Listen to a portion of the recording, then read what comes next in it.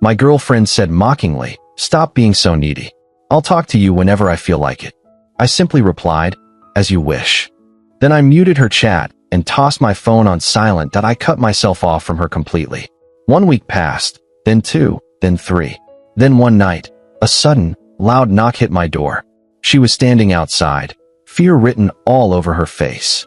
I'm 28, work in IT consulting, and until 3 weeks ago, I thought I was in a healthy relationship.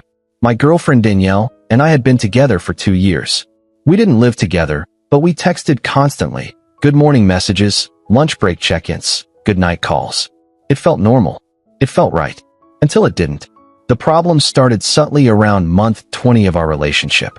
Danielle began leaving me on read for hours, sometimes entire days. When I'd mention it, she'd laugh it off. "I'm busy, babe. You know how work gets." Fair enough. I backed off.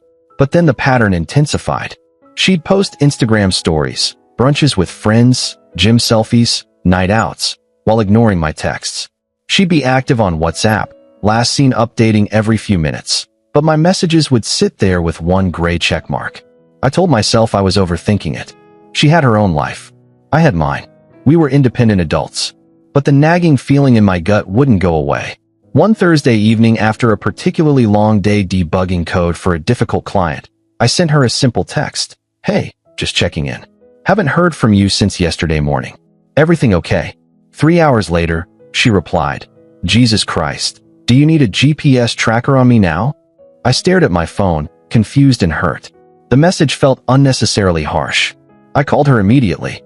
She answered on the 5th ring, and I could hear music and laughter in the background. "What?" Her voice was flat, annoyed, like I'd interrupted something important.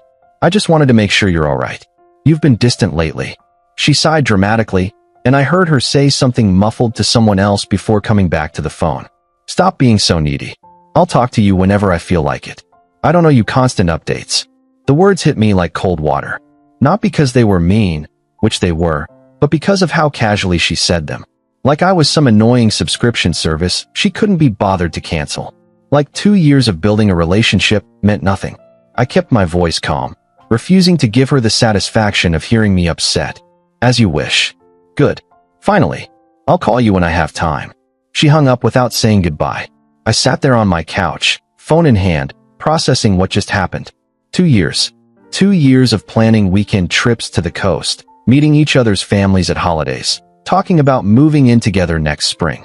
And now I was needy for wanting basic communication, for wanting to know if the person I loved was okay. I opened her chat. My thumb hovered over her name.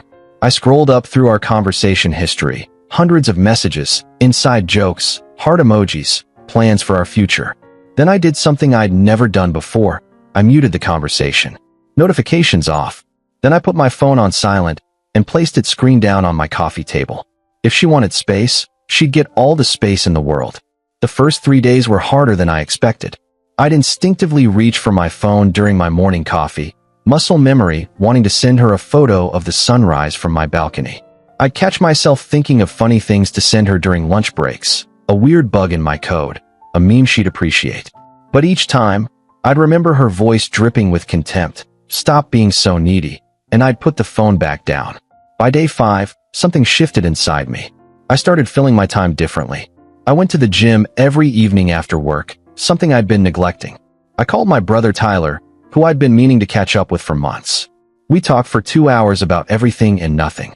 I deep cleaned my apartment, finally tackled that overflowing closet, and fixed the leaking bathroom faucet that had been dripping for weeks.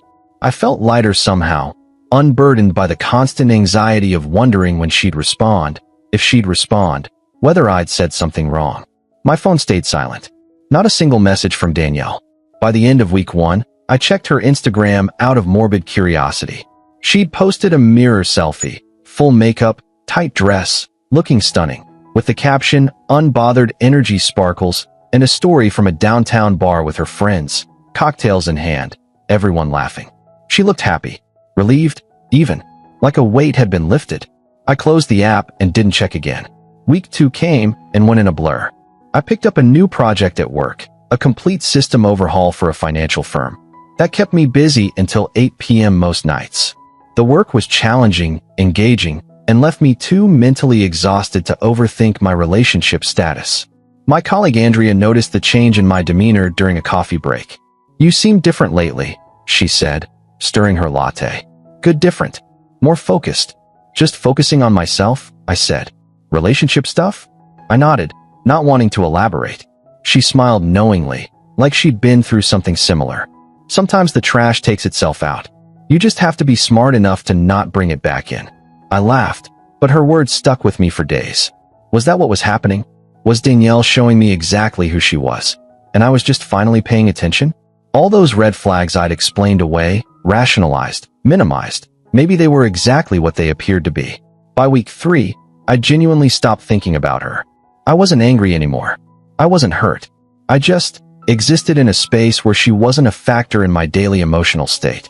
I started reading again, something I'd abandoned during our relationship when I'd spend my evenings waiting for her texts. I finished 2 science fiction novels in 1 week, stayed up until 2 a.m. on a Tuesday because I couldn't put the second one down. I reconnected with old friends. I went to a concert with my college roommate Nathan. I tried that new Thai restaurant downtown I'd been curious about. I lived my life. On day 23, I was cooking dinner, pasta carbonara, something I'd been wanting to perfect, when my phone buzzed on the counter. I'd turned the sound back on a week prior, figuring I'd missed enough work calls to justify it. It was Tyler. "Dude, is Danielle okay? She just sent me a weird DM asking if you're alright." I froze, wooden spoon in hand, cream sauce bubbling on the stove. "What did she say exactly?" "She asked if something happened to you. Said you haven't responded to her in weeks, and she's worried. I didn't even know you two were having issues. You didn't tell me you guys broke up. We didn't officially break up. I just stopped reaching out. And she's freaking out now? That's rich." Tyler had never been Danielle's biggest fan. He'd always thought she was too self-absorbed. "What did you tell her?" "That you're fine and she should ask you herself." "Was that wrong?" "No, that's perfect actually." I set the spoon down and opened my muted conversation with Danielle. 37 unread messages stared back at me. They started casual around day 10. "Hey, and you there?" By day 12, "Did you get my messages?" By day 15, they escalated. "Seriously, what's your problem? And this is childish, and you're acting like a child." By day 18, "I don't understand why you're being like this." By day 20, panic set in. "Why are you ignoring me? And can we please talk? And I'm getting worried." Day 22, "This isn't funny anymore." The most recent one, sent 40 minutes ago. "I'm coming over. We need to talk. This has gone on long enough." I felt nothing. No satisfaction, no anger, no anxiety, no anticipation. Just a mild curiosity about what would happen next. Like watching a TV show I was no longer invested in. I unmuted her number just in case she called. I didn't respond to any of the messages. I went back to my pasta, adjusting the heat and adding the egg mixture slowly so it wouldn't scramble. 20 minutes later, aggressive knocking rattled my front door. Not a polite knock, a desperate, urgent pounding that made my neighbor's dog start barking. I turned off the stove, wiped my hands on a dish towel, and walked slowly to the door. Through the peephole, I saw Danielle. Her hair was messy, pulled into a hasty bun with strands falling around her face. She wore gray sweatpants and an oversized hoodie, clothes she'd never be caught dead wearing outside the house. No makeup. Her eyes were red and puffy. She was scared. I took a breath and opened the door. "Hey." She stared at me like I was a ghost, her mouth falling open slightly. You're okay." "Yeah. Why wouldn't I be?" "You." She struggled for words, her hands gesturing helplessly. "You haven't answered me in 3 weeks." 3 weeks. I thought something happened to you. I thought you were dead or hurt, or in the hospital, or...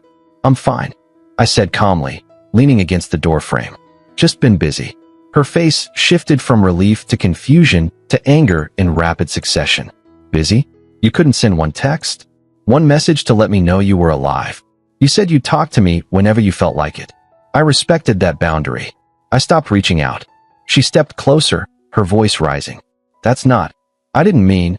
You knew I didn't mean it like that." "What didn't you mean?" I kept my tone neutral, not hostile, just genuinely curious. "You seemed pretty clear on the phone. I was being needy. You talked to me when you felt like it. So I waited for you to feel like it. Don't twist my words." "I'm not twisting anything. I'm literally repeating what you said to me." She ran her hands through her hair, pulling at the strands. I didn't mean for you to ignore me completely. I didn't mean for you to just disappear like I don't exist. I didn't disappear. I've been right here the whole time. You just didn't notice because I wasn't chasing you anymore. She opened her mouth, then closed it. Her eyes filled with tears. You're punishing me. This is punishment. I'm not punishing you. I'm giving you exactly what you asked for, space to talk to me whenever you feel like it. You just haven't felt like it much, I guess. That's not fair. What's not fair? I interrupted, my voice still calm but firmer now, is telling someone who cares about you that they're needy for wanting basic communication. What's not fair is making me feel like I'm asking for too much when I'm just asking for the bare minimum. A text back.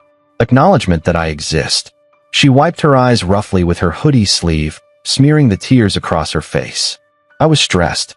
Work was insane, and I felt suffocated by how much you wanted to talk. Then you say that. You say, hey, I need some space for a few days because work is overwhelming and I need to decompress. You don't mock me. You don't make me feel pathetic for caring. You communicate like an adult. I know. I should have. She was crying harder now. But I didn't think you'd actually go cold like this. This isn't like you. Maybe it should have been. Maybe I should have established boundaries a long time ago instead of accepting whatever scraps of attention you threw my way. Scraps? That's what you think. That's what it was, Danielle. Be honest. You talked to me when it was convenient. When you were bored. When you wanted validation or attention. But the moment I needed reassurance, I was needy. The moment I asked for consistency, I was suffocating you. She stared at me, tears streaming down her face. I didn't realize. I didn't know it felt like that for you. You didn't ask. The words landed like a slap. She flinched visibly. So that's it. Her voice broke into a whisper. We're just over? 2 years, and you're just done? I leaned against the doorframe, suddenly tired. Are we over? Because from where I'm standing, we've been over for 3 weeks. You just didn't notice because you were too busy posting about your unbothered energy. She flinched again. You saw that post. I did. And you know what? You looked happy. You looked relieved to not deal with me. So I let you have that. It wasn't about you. It was exactly about me. And that's fine. You're allowed to feel however you want. But I'm also allowed to stop being an option you pick up when you're bored or lonely or need an ego boost. She was fully crying now, mascara from yesterday tracking down her face in dark streaks. I love you. The words should have meant something. A month ago, they would have. But now they just felt empty. Maybe you do, I said quietly. But you don't respect me. And I can't be with someone who makes me feel like I'm an inconvenience. Like loving them is something I should apologize for. Please, she whispered, reaching out. Can we just talk about this? Really talk? I'll do better. I'll communicate more. I'll make you a priority. You'll do those things for a few weeks, maybe a month. Until you're comfortable again. Until you know I'm not going anywhere. Then we'll be right back here, with me wondering why you haven't texted me back and you getting annoyed that I noticed. She reached for my hand desperately. I didn't pull away, but I didn't hold hers either. Just let it rest there, limp. I'm sorry, she said, her voice cracking. I'm so sorry. I was selfish. I was taking you for granted. I know that now. I know you are. And I'm sorry too. Sorry it took me this long to realize I deserve better than someone who makes me feel bad for caring.